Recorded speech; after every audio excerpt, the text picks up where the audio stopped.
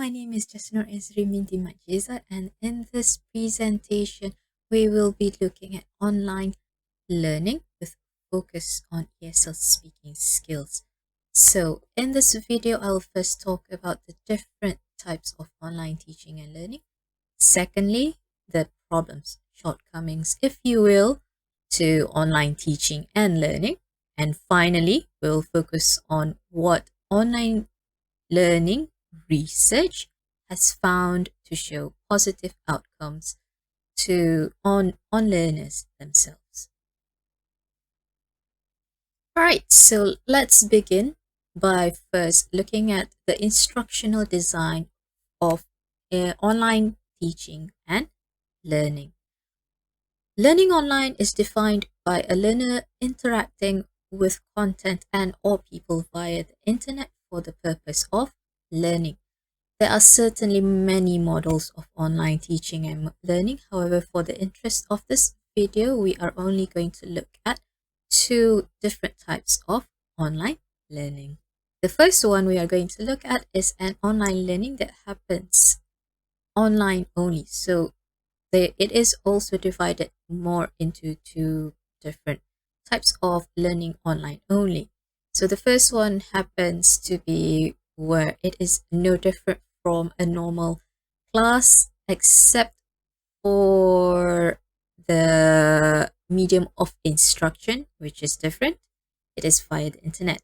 However, it is no different from a face-to-face class where it solely depends on the teacher themselves. Another type of online learning is fully autonomous. This is where learning is customized through online learning's applications algorithm, the online learning software's algorithm, or it is chosen by the learners themselves. They choose the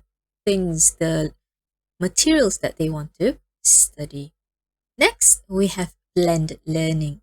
The more popular style of blended learning is where the learners are expected to learn materials on the internet outside of the classroom before they enter the classroom and also after the class itself. So the class in question is usually a physical face-to-face class. However, it could also be an online synchronous class. So the style is more popularly known as a flipped classroom. A less popular version of blended learning happens during class time itself, where the students are divided into three groups. First group will be in a group discussion with the teachers, and the second group will be working on materials from the internet using the computer stations in class. And then the third group will be doing independent learning. And at set interval times, the students will rotate around the class. So each and every student will have the opportunity to be with the teachers and use the internet and also do the independent learning. So why do we need to understand the differences? Well, it's important to understand that not all online learning are the same, which means that the learning outcomes for the different online learnings will be different. However, research has found that online learning, no matter what kind, can share several similar problems in online learning. Number one, online learning can be hindered by a learner's socioeconomic status. So students with lower socioeconomic status might not have the devices like smartphones, laptops, PCs readily available to them so that they can go online to study. Sometimes their home situation is also not conducive to online learning. Even worse during the pandemic where they could not get out. They didn't have any choice but to use or share one device amongst themselves.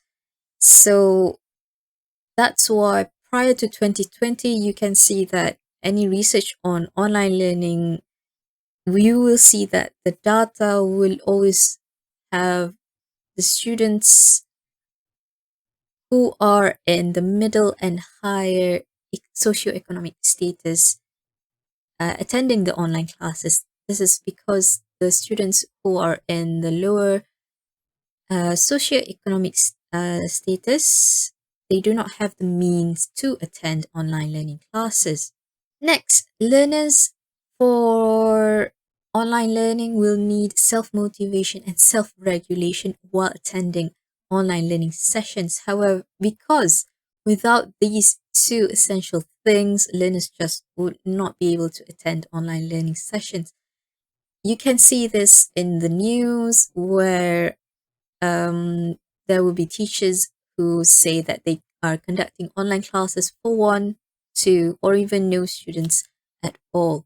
So this might be a form of proof that students who do not have self-regulations, they lack self-motivation, they just do not want to attend the classes, and hence the teachers are teaching one, two, or no students in class. Another problem is more about the systems in place for the learners. Sometimes learners do not have appropriate internet coverage in their area, and this is a huge problem, especially as the name implies, the name points out that the students need an internet connection to go online for the online learning.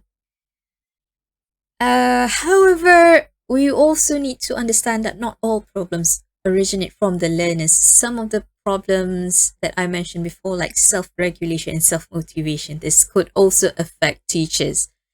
Even so, teachers will have an extra problem where they might struggle to utilize the online learning resources. And for some teachers, they might struggle with the change in teaching method. So they have been used to teaching face to face physically, and the change from physical to online classes is hard for them. And the struggle is obvious because not all teachers will be prepared for the change in class. And we could see this happened during the pandemic, especially. Thus, this can make online learning and teaching difficult for both teachers and learners themselves. Now, despite the problems, online learning has shown some promise in learners' learning outcome. So I will now look at a few research that shows what kind of online teaching and learning gives better learning outcomes for learners. I will also focus more on ASL speaking, as that is a subject that I am personally interested. First and foremost, we can see that Means et al. Here 2014, they have conducted a meta-analysis of research, and they found that the type of online learning that shows positive learner outcomes comes from a blended learning online learning. Next, we can see that Sri Tulanon et al. 2018 developed an English-speaking teaching model for distance learners in Thailand, and the model that they developed themselves is a form of online flipped classroom where they have face-to-face online instruction, but at the same time, the students will also need to learn. They are expected to study materials beforehand and also after the class themselves. Next, we can look at Kusumawati 2020. She used Ganye's 9 events of instruction to adapt her class from a physical face-to-face class to an online class.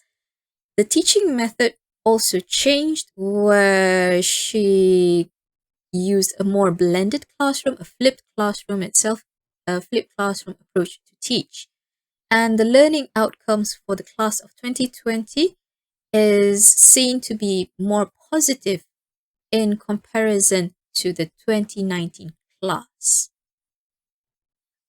Next, we have Nartingrum and Nugroho, and they found that teachers who have conducted blended learning before easily adapted to fully online teaching during the pandemic itself. So this is a look at the teacher's side of online learning and not just the learners.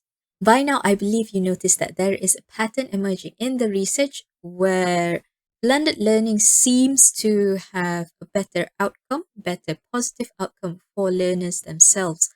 Further research would be needed as the four research that I looked at before have small sample sizes. And so further research will be needed to, well, see if blended learning actually does give a positive outcome to online learning. Sorry, positive outcome in online learning. So now to recap, I have presented to you two different types of online teaching and learning methods, followed by the limitations of online learning, and finally, which online teaching and learning style had shown better outcome for learners. So I hope that this presentation will provide you some knowledge to add more to your knowledge. And with that, I thank you for listening. Thank you.